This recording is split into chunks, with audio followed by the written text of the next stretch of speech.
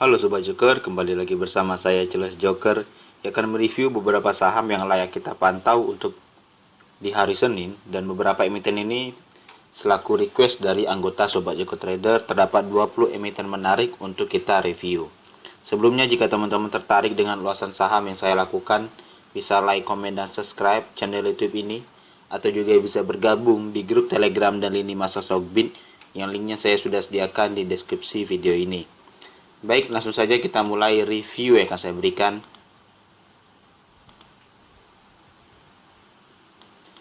Posisi ISG di sini akan menguji kembali area demand-nya yang masih bergerak di 6.528 sampai 6.490.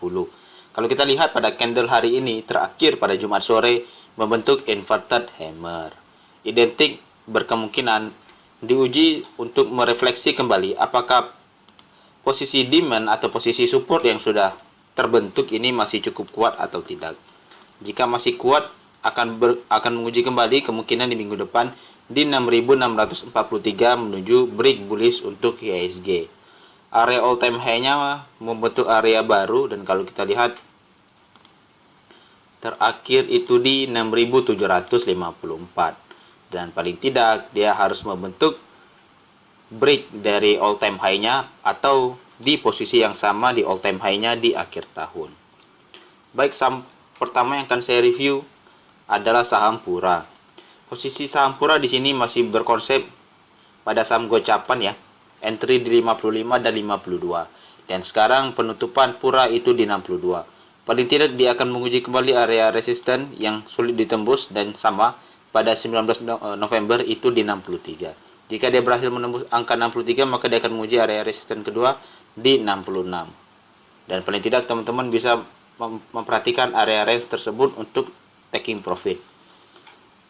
Dari MACD dan RSI juga masih indikasi bullish. Lalu ada GPSO. Posisi GPSO terakhir sesuai dengan arahan, jika dia membentuk area breakdown atau area all time low baru di 150-nya jebol, maka kita harus hindari dulu untuk saham ini. Bagi teman-teman yang sudah posisi nyangkut, saya pikir bisa mengambil opsi untuk cut loss, atau jika memang ingin menunggu, pastikan dia harus membentuk area sideways dulu untuk teman-teman melakukan reakumulasi atau melakukan averaging down.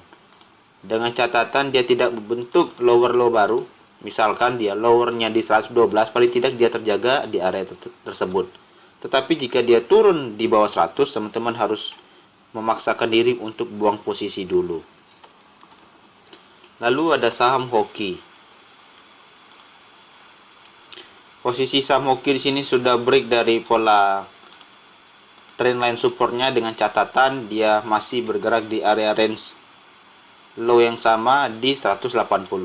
Jika masih terjaga di 180, teman-teman bisa mengambil opsi untuk buy on weakness di 180. Dengan taking profit langsung ambil fast trade saja, paling tidak di 183. Jika teman-teman memang tertarik untuk saham Hoki. Dari MACD dan RSI juga masih indikasi distribusi. Lalu ada saham PTDU. Posisi PTDU di sini masih menguji area break bullish-nya pada catatan di 186. Jika area ini mampu ditembus, maka potensi lanjutan akan menguji area supply di 235 sampai 212 yang sudah pernah diuji beberapa kali dan tidak cukup kuat untuk dilewati ya. Dan teman-teman tinggal memperhatikan, jika dia mampu break 186, maka target taking profit di angka 212 hingga 235. Dari MACD dan RSI masih indikasi akumulasi. Selanjutnya ada Bank Bukopin. Bank Bukopin di sini bergerak masih di range area entry di 296, dengan area range demand kita di 308 sampai 294. Bagi teman-teman yang tertarik bisa mempertimbangkan area tersebut untuk entry dengan akumulasi secara bertahap. Jika teman-teman percaya dengan bisnisnya finance dari Cookmin, teman-teman bisa mengambil opsi untuk melakukan pembelian. Tetapi jika teman-teman tidak memiliki opsi percaya kepada bisnis finance oleh Cookmin, teman-teman bisa hindari saham ini untuk ditradingkan atau diinvestasikan. Target terdekat ada di supply gap di 340 untuk taking profit. Secara MACD dan RSI masih cenderung indikasi distribusi. Selanjutnya ada saham BCIP. Posisi BCIP di sini kalau kita lihat area resistance become support di 92 dengan close hari ini di 91. Paling tidak teman-teman bisa melihat area range 92 sampai 86 sebagai catatan untuk lakukan pembelian. Tetapi jika dia breakdown di bawah 85, teman-teman bisa hindari posisi terlebih dahulu ya. Paling tidak dia membentuk area sideways di sini dengan bentuk area base itu cukup menarik. Dengan catatan dia akan menuju area pullbacknya kembali untuk menuju area break bullishnya lanjut mencapai area 120, paling tidak break bullishnya di 110. Secara MACD dan RSI sendiri saya pikir masih indikasi distribusi. Selanjutnya ada saham BMTR. Posisi BMTR di sini kalau kita lihat tarik area support dan resistance saja. Ini ada area support, area resistance lanjutan, dan ini area support lanjutan. Nah, ini bisa kita jadikan sebagai area range lakukan pembelian. Teman-teman bisa entry di 258 dan 254 dengan catatan taking profit di 274, atau teman-teman bisa lakukan trading di 274 buy on breakout dengan taking profit di 284. Saat ini BMTR masih cenderung pada pola sideways. Secara MACD dan RSI juga masih cenderung distribusi. Lalu ada saham emiten kesehatan, ada KLBF. Posisi KLBF di sini kalau kita tarik, dia membentuk pola pattern tertentu saya pikir dan sudah breakout ya.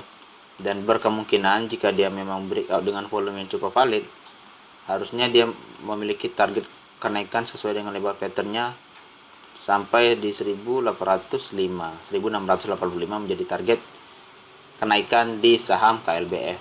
Dan bagi teman-teman yang tertarik atau belum membeli, paling tidak bisa menunggu dulu di retest kembali di 1575 atau bisa menunggu di 1595. Secara MACD dan RSI sendiri saya pikir cenderung masih distribusi, namun dari fase distribusinya sudah mengalami pelemahan. Selanjutnya ada saham BRIS. Posisi BRIS di sini hampir melakukan pullback dan kita masih melakukan catatan, kita masih menunggu jika diberi kesempatan di 1705 untuk melakukan range buy terbaik menurut saya. Area break bullish yang akan diuji jika memang ini terjadi pola reversal akan menguji area 2000 sebagai pertanda break bullish dengan target sell on strength-nya di 2105. Secara MACD dan RSI sendiri saya pikir masih mengindikasikan distribusi walaupun tekanan distribusinya sudah mengalami pelemahan. Selanjutnya ada saham MPMX. Posisi MPMX ini salah satu saham retail sudah menutup area gap supply-nya yang akibat dari pola dividen dan sudah diretest beberapa kali menjadi area support dan cukup kuat juga.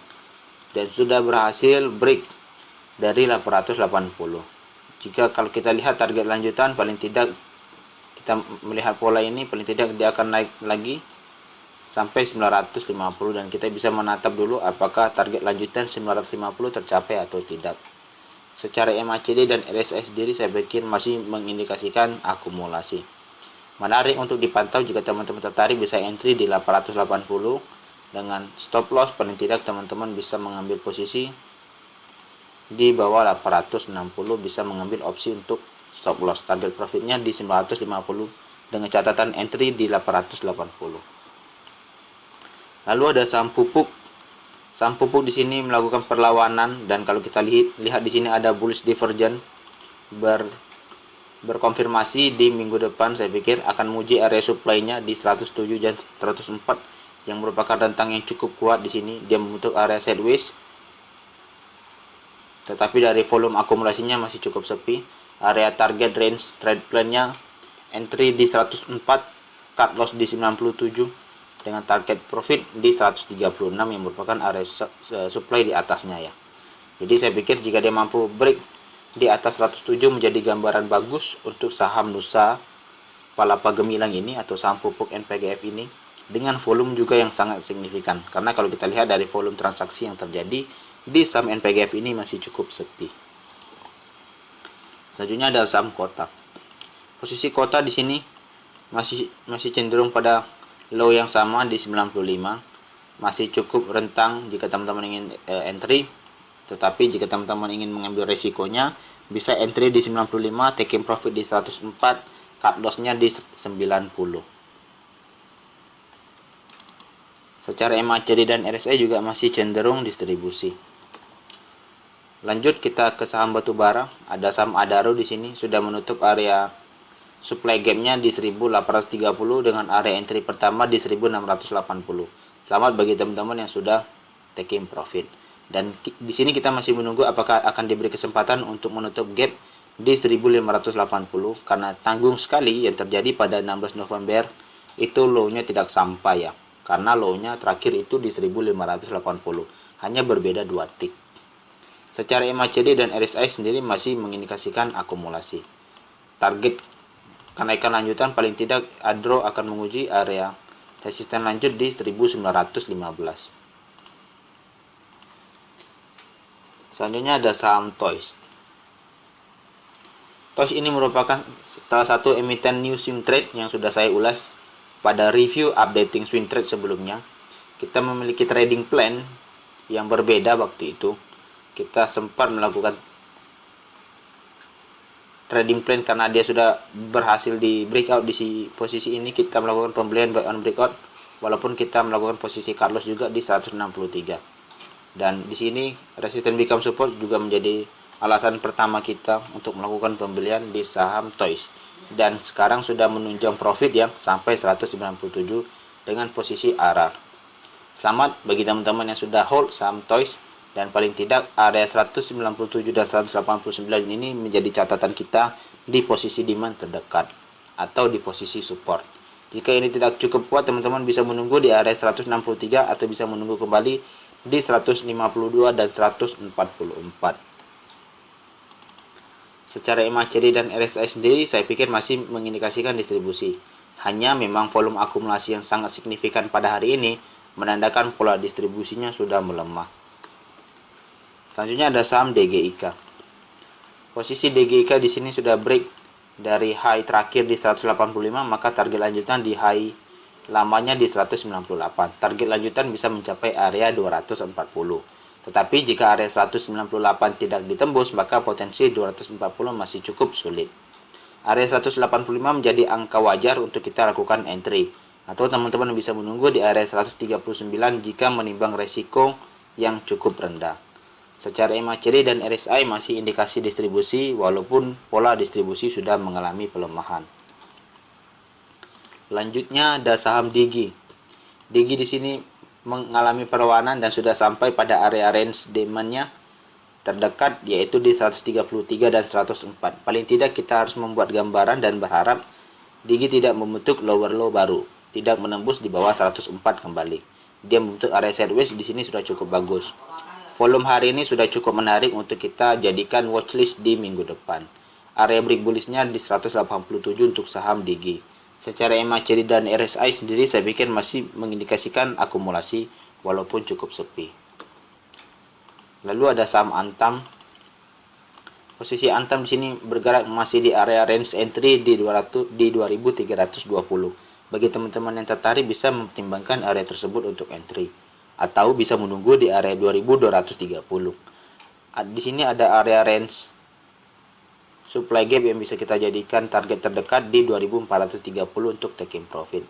Area break bullish-nya di 2690 untuk menuju area supply gap terdekat yaitu di 2940 dengan catatan mampu break bullish di 2690. Secara MACD dan RSI sendiri saya pikir masih indikasi distribusi. Lalu ada saham Inco. Posisi Inco di sini membentuk cup and handle walaupun memang posisi handle-nya sudah cukup panjang. Area range kuning yang kita tandai ada 4710, 4520 dan 4340 merupakan area range buy 3 kali entry. Dan sekarang masih diberi kesempatan untuk 1 kali entry. Bagi teman-teman yang tertarik bisa mempertimbangkan area tersebut untuk entry dengan catatan taking profit di area supply gap di 5.800 dan 6.300. Secara MACD dan RSI sendiri saya pikir masih mengindikasikan distribusi walaupun pola distribusi sudah cukup sepi. Selanjutnya ada saham Pura. Pura di sini sudah melewati area base demand-nya atau demand support dan sudah sesuai di 86 sampai 80 dengan rebound yang cukup pesat pada hari ini 10 sampai 11%. Area supply yang akan diuji kembali ada 103 dan 95 dengan catatan akan break pola pattern downtrend-nya dengan area resistance terdekat itu di 94. Kita lihat minggu depan bagaimana potensi untuk saham Pura. MACD dan RSI masih cenderung distribusi, hanya saja distribusi volumenya sudah cukup sepi. Dan yang terakhir ada Jaya. Posisi Jaya di sini sudah break dari area resisten terakhir yang cukup sulit ditembus ada 212. Maka target lanjutan untuk Jaya paling tidak bisa menuju area 236 untuk target terdekat, lanjut bisa mencapai area 250 dan ini merupakan target untuk saham Jaya. Apakah sangat riskan untuk trading di saham ini? Saya pikir iya. Tunggu dulu koreksi sehat yang terjadi, paling tidak bisa turun 10 sampai 15%. Secara MACD dan RSI masih cenderung akumulasi cukup besar. Dan bagi teman-teman yang sudah memiliki saham Jaya, pantau saja dengan trading stop. Dan teman-teman yang belum memiliki saham Jaya bisa masukkan watchlist terlebih dahulu ketika dia koreksi sehat. Sekian dulu dengan ulasan saham yang saya lakukan. Jika teman-teman tertarik bisa like, comment, dan subscribe.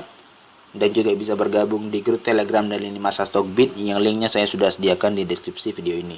Sekian dulu, saya ucapkan terima kasih.